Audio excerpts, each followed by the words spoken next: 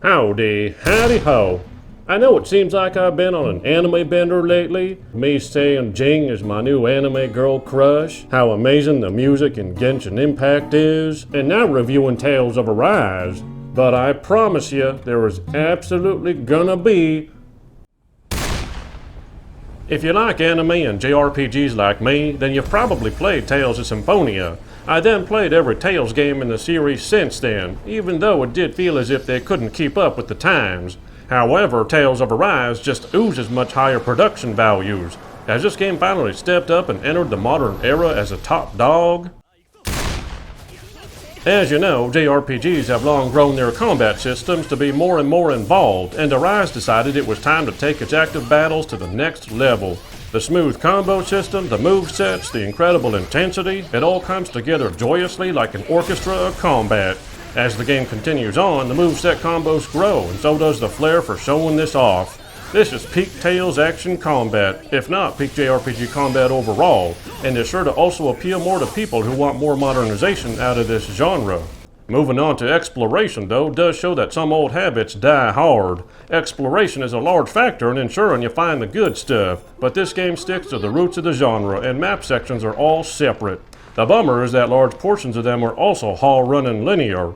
Granted, not every game needs to be open world, but other games have accomplished semi-open worlds, so it's a bit disappointing to have loading screens behind simple things like doors. From there, though, things are back on the route of leaving the old days behind.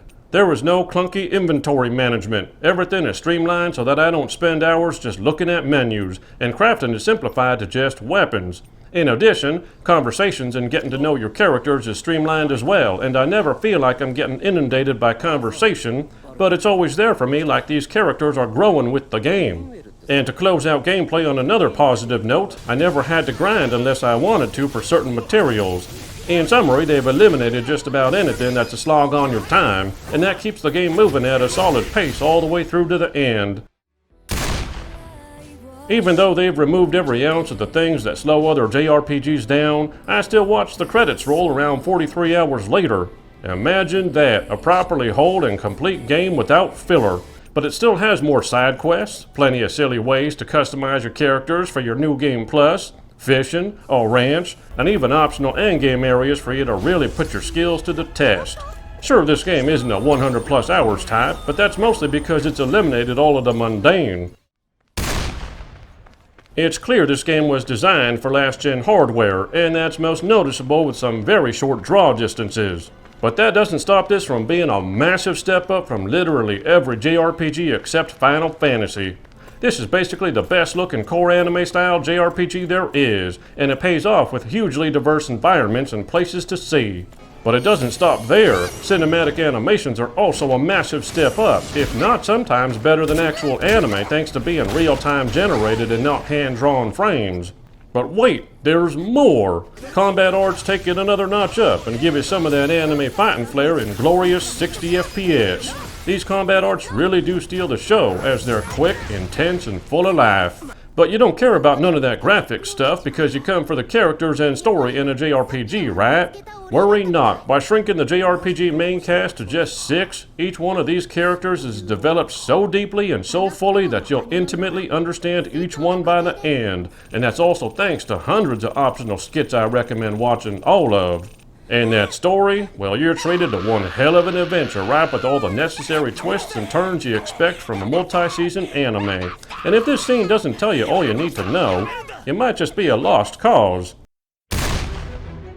What this game does is take out all the things that were never fun and spends that time building a grand adventure full of intense combat, diverse locales, beautifully crafted worlds, a complex and intriguing story, incredibly deep character development, and peak animation values. This is all wrapped up in that neat anime aesthetic lasting at least 40 plus hours, and the only creases in the wrapping are its old-fashioned segmented linearity and its last-gen draw distances. If you even have a passing interest in JRPGs, buy this game. Move over, Final Fantasy, there's a new top dog in the genre. I give Tales of Arise a 9 out of 10. See you next time on the Gaming 5.